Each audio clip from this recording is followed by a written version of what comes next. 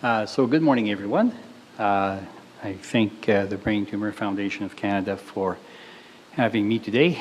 We're going to be looking at very different things now. It's going to be quite a different talk. I've prepared this presentation to cover a fairly wide range of issues, ranging from psychosocial issues that may occur at the time of diagnosis, all the way to problems that would occur for caregivers and for family members that are attentive to the needs of a person with a primary brain tumor. So this is going to be covering a fairly wide range of information, fairly wide range of purpose. There's going to be some advice giving in there. There's going to be some information in there derived from my clinical experiences as well as research available in this domain. So if you have any questions about the background of this talk, by all means, you can let me know. And please take what you will see most fit in terms of the needs that you may have, and you can leave the rest on the table, so to speak. So we're going to talk about living life with malignant brain tumor. As was mentioned previously, I've worked with brain tumor patients and their families since about 1991. So what I know is derived from what I've seen, what my patients tell me, the work that I've done with them, and the scientific research available. Of course, many people in this room, if not everybody in this room, has at some level their own experiences with this. And I certainly defer to people in terms of what it's like to live life with a brain tumor. So what follows here is a little bit that I know, and hopefully it can benefit. So one of the most important things that people can do for themselves at time of diagnosis is get a certain extent of information about what's happening to them. And of course, what's beautiful about this audience is that all of you are in the business of getting additional information for yourselves. Unfortunately, many people sometimes do too little of that.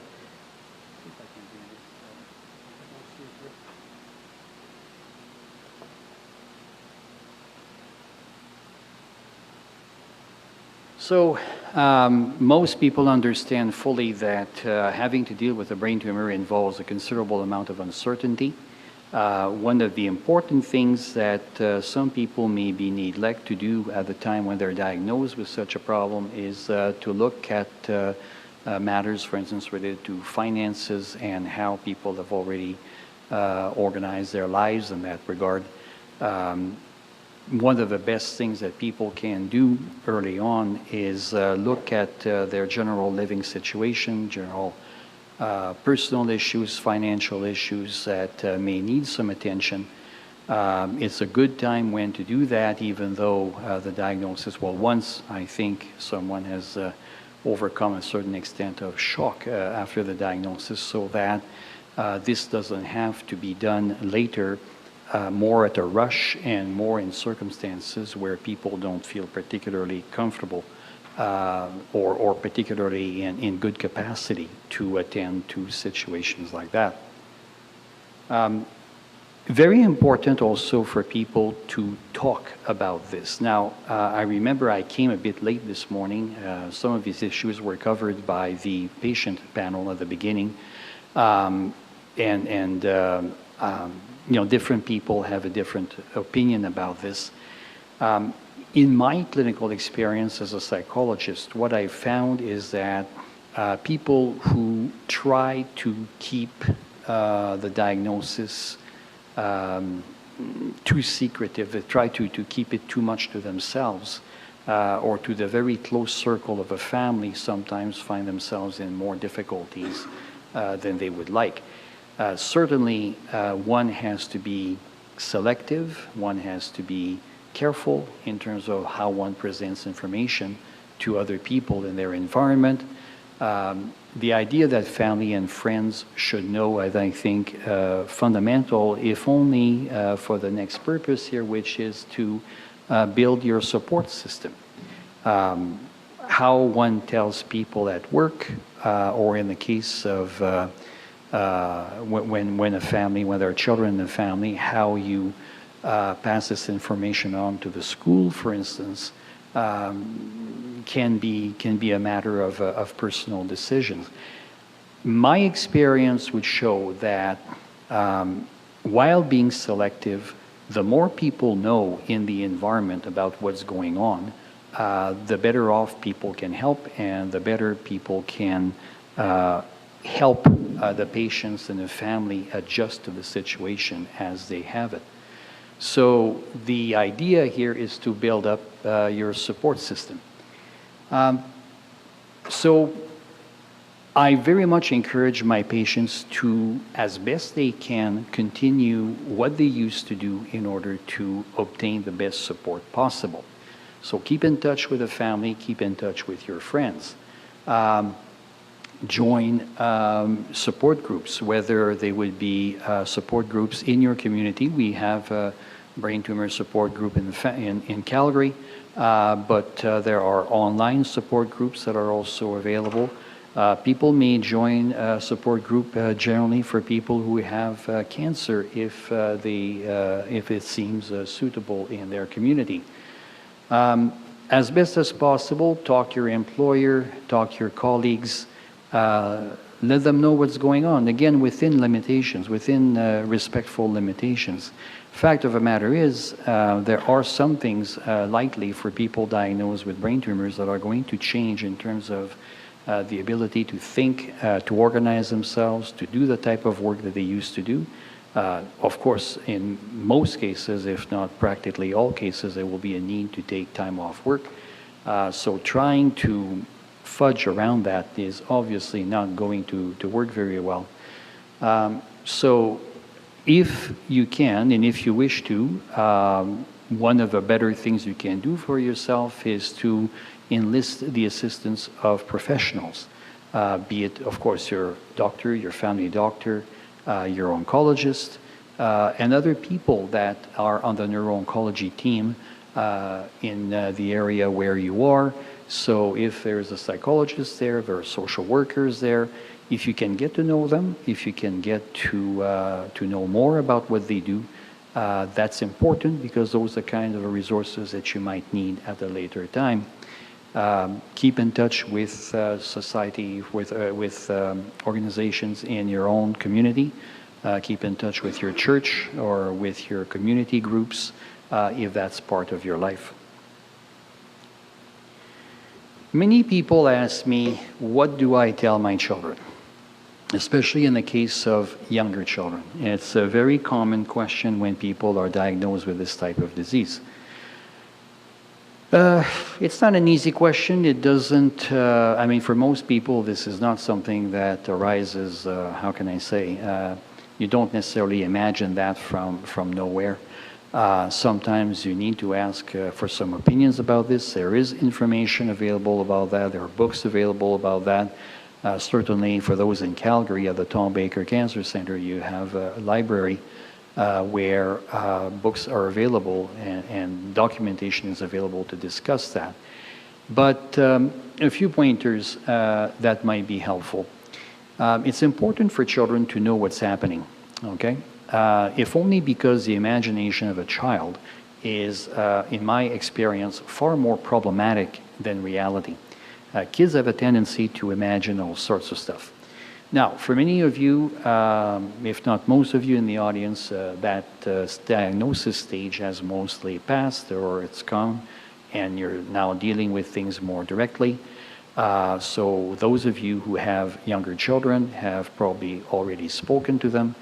Regrettably, with this type of disease, things can change over time. Other problems may occur as you go along, and if nothing else, take from this slide, from this part, that it's important to also keep the children informed as you go. So what I tell people most of the time is to organize a time when children can be told about this. One can inform children at a very young age. It's just that the language changes, okay?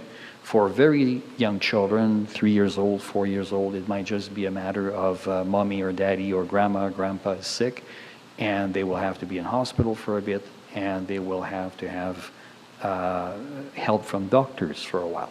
Okay, so it can be limited to something that is very small. For children of school age, children that are in elementary school, for instance, the talk expands a bit more. I do encourage people to use words like brain tumor and cancer. Some people think that might be harsh. Okay, in a way it is. The situation is harsh in any case. What happens though is that if those words aren't used with the children, but are used with other people, in phone conversations, let's say that a child may overhear, or in a conversation, just a regular conversation that a child may be present to, may be listening to. If the child hasn't heard those words before, well, that can create a very interesting situation. So, in my opinion, depending again on what the child can understand at a given time, it's probably better to use the proper words to talk about this situation than to try to fudge around and try to gloss over certain things that one might not be wanting to reveal to children because it feels bad to do so. It's very important to reassure children that this is not anyone's fault, that the parent, the person that is affected by the disease, the family in general, will be taking charge of this, that this is not the patient's fault, this is not the child's fault, this is not anybody's fault, this is just sometimes how life turns out. And mom or dad or grandma, grandpa will be going to get help from the physicians, will be going to treatments, and they are the ones who are taking charge of the situation. This tends to have a considerably reassuring effect on the child. In fact, it's not it's not unusual, and I would say it's even desirable that the child walks away and says, well, can I go play now? If the child says that, especially the younger child, if the child says that, you've won the game. That's exactly what you want. You don't want the kid to worry. You don't want the child to over-preoccupy himself or herself. You want the child to be a child. And so they'll want to go and do something else, play, amuse themselves in a different way. And that's good. That's exactly what you want. It's not an indication that the kid doesn't care or that he or she hasn't understood what you're talking about. It's an indication that the child is freer in a way to be the child, to be what she needs to be, and that's exactly what you want. Preferably, in fact, almost always I recommend to people that if they have children of different ages, in different age ranges, that they talk to teenagers separately than younger children, or at least reserve a time for the teenagers. Reason for that, I think most people will understand that, is that teenagers, of course, are closer to adults in terms of their ability to reason things, their ability to understand things, their awareness maybe of cancer issues and other things like that. They will need maybe more specific information, and they may need more time. Okay?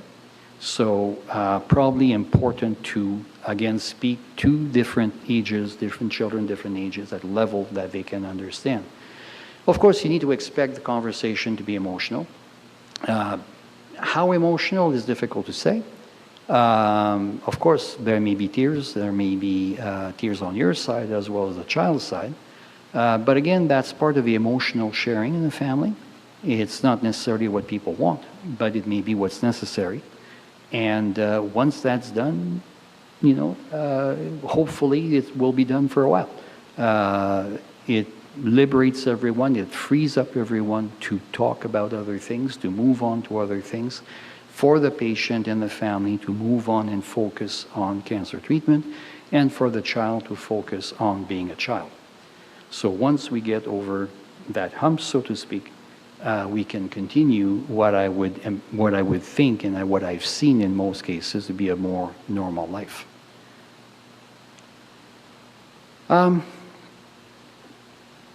what many people have to deal with when they're diagnosed with a brain tumor is a loss of the roles as they used to have them.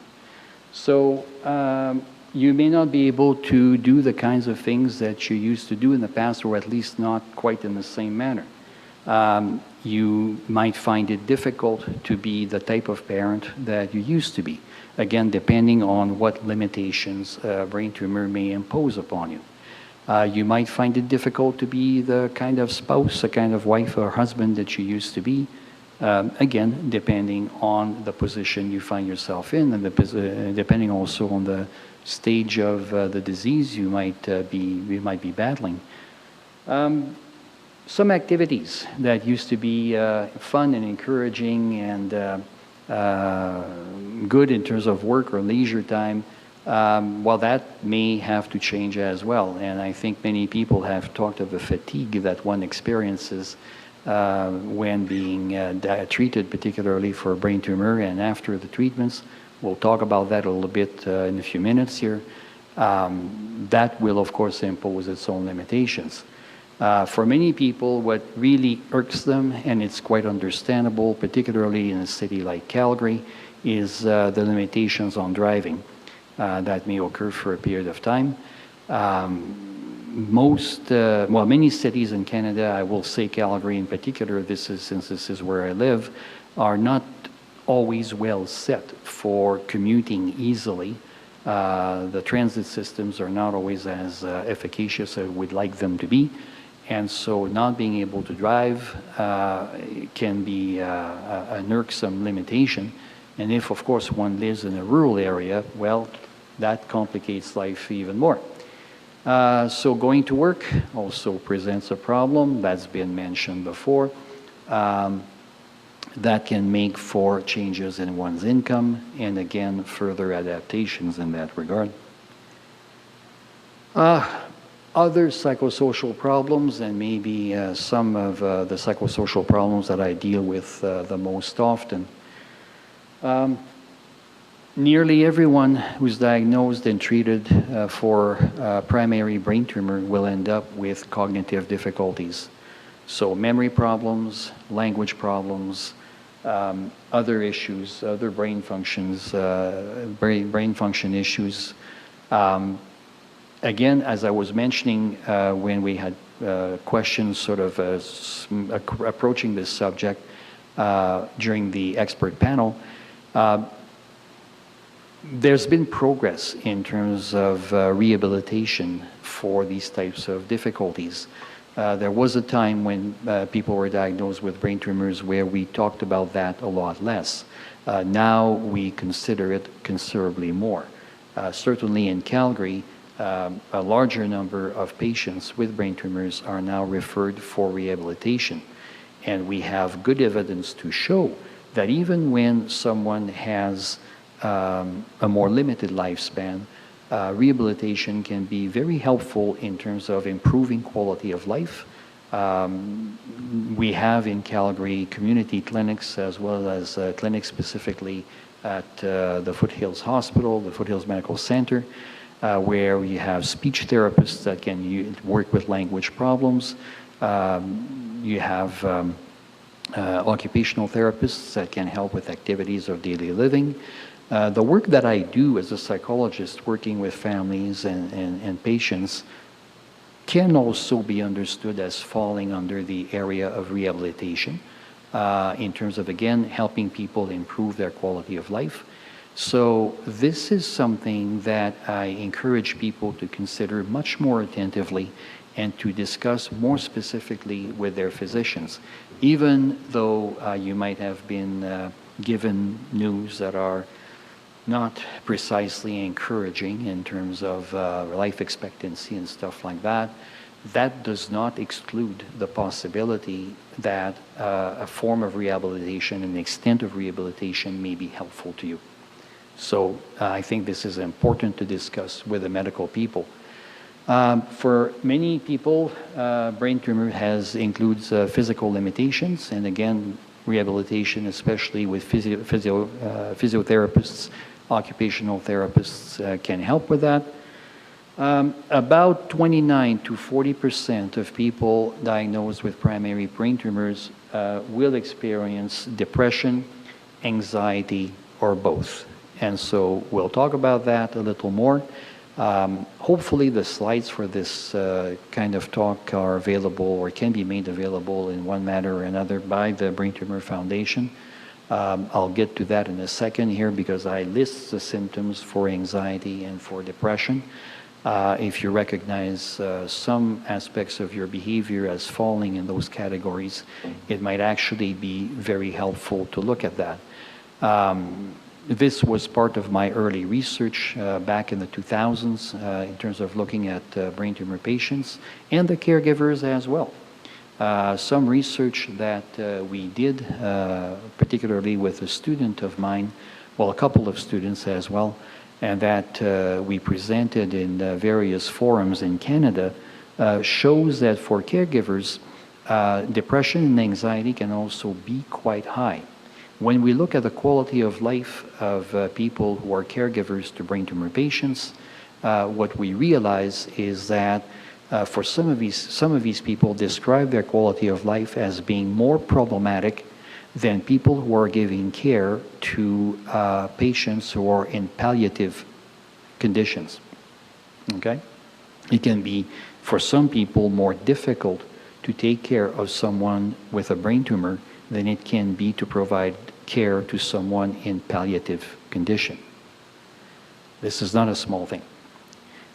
It is, by the way, not an uncommon finding in neurological disorders in general.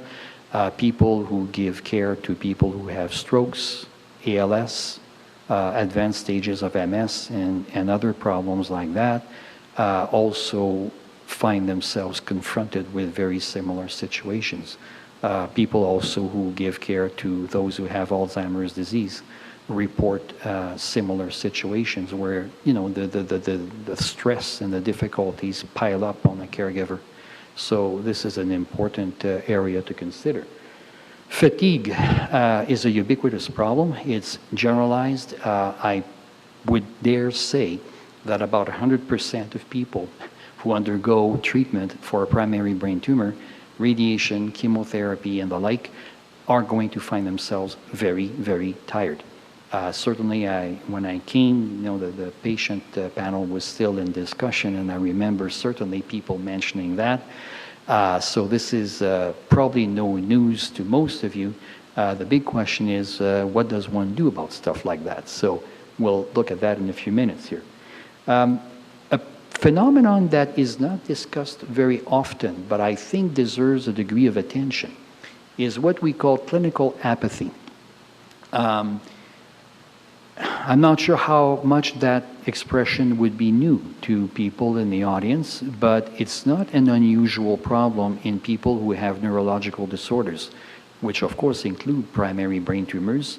It's a phenomenon that has been observed, or over time has been observed with people with closed head brain damage, as well as people who have stroke. But what it is a motivational disorder, essentially. A situation where people don't seem to want to do anything. It's not that they are so much resistive as they seem to be passive. You ask a person, for instance, to come for dinner, and the person may be watching TV, and they say, oh yeah, I'll come. And 10 minutes later, well, the dinner's on the table, so you go back and you say, well, you know, you need to come for dinner now. We have dinner on the table. Oh yeah, I'm coming, I'm coming. You come back another 5 minutes later, food's getting cold. Are you coming? Oh yeah, I'll be there, I'll just be there. Okay, fine. You come back a few more minutes later, what's going on? Okay?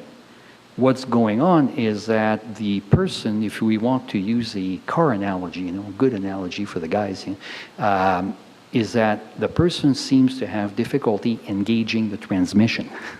Okay, it's not that the brain isn't there. It's not that the person can't do what she or he is being asked to do. It's just that there seems to be this problem where the person can't seem to go, okay? This type of difficulty is often what people talk about when they talk about personality change. You may have someone who in the past was enthusiastic, active, interested, committed, etc., and now you have someone who is sitting and not doing much at all. Okay, they seem to have a great deal of difficulty engaging themselves. This is often what people talk about in people with brain tumors when they talk about personality change. It is sometimes an initial sign prior to diagnosis that something is going really different here, that something's happening to someone that's really unusual. Sometimes people looking back will tell me, well, you know, I was like that prior to my brain surgery. We'll talk about this a bit more here when we move on, but very often this is again what people talk about when they talk about the aspect of personality change. Relationship problems, again, are not unusual.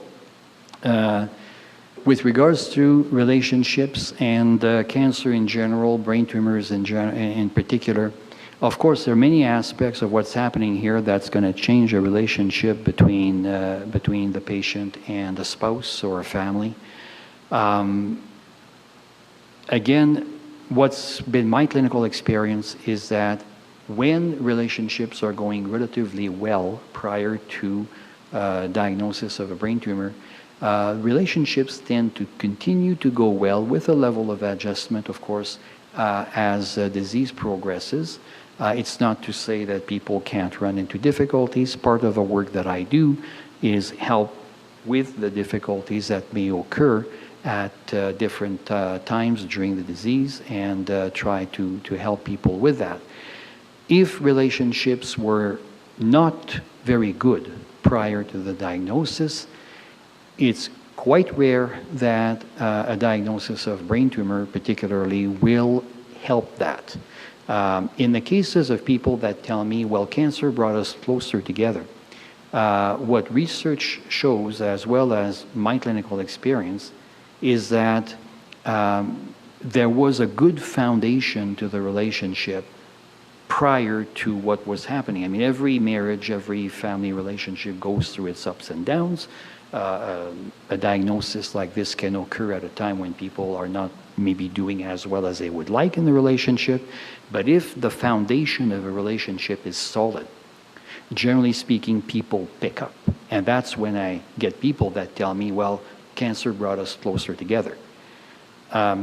My experience as a clinician, and again, based on research, what we learn is that when there are cracks in that foundation, when things were not going that well prior to the diagnosis, diagnosis of a primary brain tumor is not going to make this better. Not with the extent of stress that comes with the disease and the treatments and the changes that people have to go through. All kinds of changes, personal, financial, social, etc.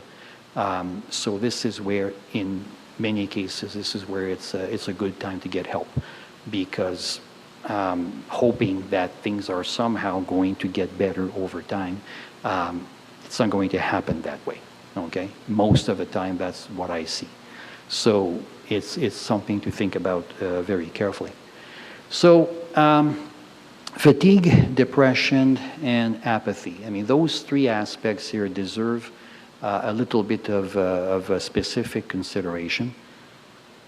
There's an interplay between these three things. In fact, you could argue that it's pretty difficult to differentiate in a way between those three, because depression involves an element of lack of motivation and a serious element of fatigue. Most people that suffer from depression will say that they feel tired, they don't want to do very much. Plus, they sleep poorly. I mean, as we'll see in a few minutes, an important aspect of depression is that it interferes with people's sleep. So, consequently, it can be sometimes difficult to distinguish between these three things. Sometimes they're kind of lumped together, so to speak. We can't really tell if a person is either excessively depressed excessively fatigued or is actually going down the road of a more clinically apathetic type of profile. So careful assessment usually allows for some element of distinction between these three problems. So all three problems overlap because they're characterized by low energy, reduced levels of activity, individual communication and problems with social interactions. So all three problems are characterized by a real slowdown. People don't want to do very much, don't want to talk very much, don't want to share very much. And that for the patient sometimes, but for the caregivers especially, can be a big concern. Really, fatigue can be helped primarily by exercise, okay? Which for people with primary brain tumors can be a challenge in and of itself. If you've got physical limitations, well, exercise can be an acquired taste. If you are undergoing treatment or, shortly after treatment, or if you're getting chemotherapy 1 week of every month, the idea of jumping on the treadmill may not be too exciting, okay? But really, if one wants to improve level of energy, exercise is your best bet. There are medications that can help as well. Most of the medications would be stimulant-type medications. So particularly if a person decides to use medication for depression, most antidepressants have stimulant capacity. Some antidepressants have more stimulant capacity than others. And so, again, depending on the person's conditions and various parameters, those types of medications can be used. In the past, medications such as Ritalin, for instance, that is given to children with attention deficit disorder, has been helpful for some patients with brain tumors who may have energy problems as well as a problem focusing on attention. So that is, again, a matter of discussion with professionals involved. This is not something that's suitable to everyone. How much can medication do for fatigue realistically? The answer is not a lot, at least in my experience. Okay, it's not the best idea. The best idea is still to exercise. The typical prescription for exercise is approximately 30 minutes a day of exercise that does not have to be ultra vigorous, but a good brisk walk, not a walking the dog sort of walk, a good brisk walk, that will make you sweat a little bit for about a half an hour is a good way to start recuperating in terms of energy. So 150 minutes total, so 5 times 30 minutes, 5 times a week. If you want to do it once a day, 2 days break. Okay, that's a standard prescription. That can be broken down into as little as 10 minutes a crack. So if it gives you maybe 10 minutes to go around the block, you do that 3 times a day, and you've got your exercise, and you've got it packaged in a relatively small quantity here, so that this will work for you. Okay, especially if you're quite tired, if you're tired most of the day. So you may want to package your exercise in smaller amounts. The prescription remains roughly the same, 30 minutes a day, 5 days a week, 2 days break. So that, with other considerations, can help people improve their energy quite a bit. Depression can be helped with medication and with psychotherapy. That's a lot of what I do with people during my regular work. Sometimes the psychotherapy has to be quite clearly focused. We call it cognitive behavior therapy for depression when that's needed. Sometimes other forms of assistance on the part of the psychologist can help just as well. It really depends where people are at. Medication also helps if that is the best route to follow. Regrettably, we don't have real useful help for clinical apathy. Research continues. It's a puzzling brain problem that it's most commonly a neurological problem, a brain problem. It occurs often, most often in the context of brain injuries, acquired brain injuries as we call them. So brain tumors, stroke, closed head injuries, and it's proven to be a difficult problem to fight. It doesn't mean that absolutely nothing should be done. If this is an issue, it can be discussed by the professionals. So these are the symptoms for anxiety. I won't go through them in major details, but you've got physical symptoms as well as more psychological, behavioral type of symptoms. We have excellent treatments for anxiety. In fact, the treatment of anxiety is one of the triumphs of clinical psychology in the second part of the 20th century. We know how it works. We can help you with this. And for those who are familiar with the services of the Tom Baker, with relaxation training, meditation approaches, and specific strategies to limit and to combat anxiety, we can be quite effective at this. Can we make anxiety go away all the time, absolutely all the time? The answer to that is regrettably no. Something maybe that people may not realize or may not know very well is that we really have no cures for what we call emotional disorders or mental disorders. We really don't have ways to put an end to this the same way that we can take a brain tumor out of the brain, and with some luck and some good treatments and everything else, that brain tumor may not come back for a very long time, or it may not come back ever. My medical colleagues are wonderful for that. I wish we could say that of the treatment of difficulties in these types of difficulties in people, but we don't. Medication can relieve symptoms. Psychotherapy will give you strategies to combat anxiety and to relieve it to some extent. Can we actually make that stuff go away, as in go away forever? Not really. So I think it's very important to manage one's expectations in that regard and realize that fighting anxiety, fighting depression can be often a matter of lifestyle changes and a matter of sometimes thinking differently about the world and about yourself. Symptoms of depression. Well, again, you have it on the board here. We have physical symptoms, feelings of exhaustion, as I mentioned before, lack of appetite, reduced sex drive, difficulty sleeping, physical aches and pains that may characterize for some people who have depression. And the psychological aspects of depression, marked sadness on a daily basis, seldom enjoying the kind of things you used to enjoy before, and so on here, the list. I'll let you read the list as you go there. So same thing when it comes to depression. There are medications that work quite well in many cases, and there's also psychotherapy and often what we call cognitive behavior therapies, both for anxiety and for depression, that can help people significantly with this type of problem.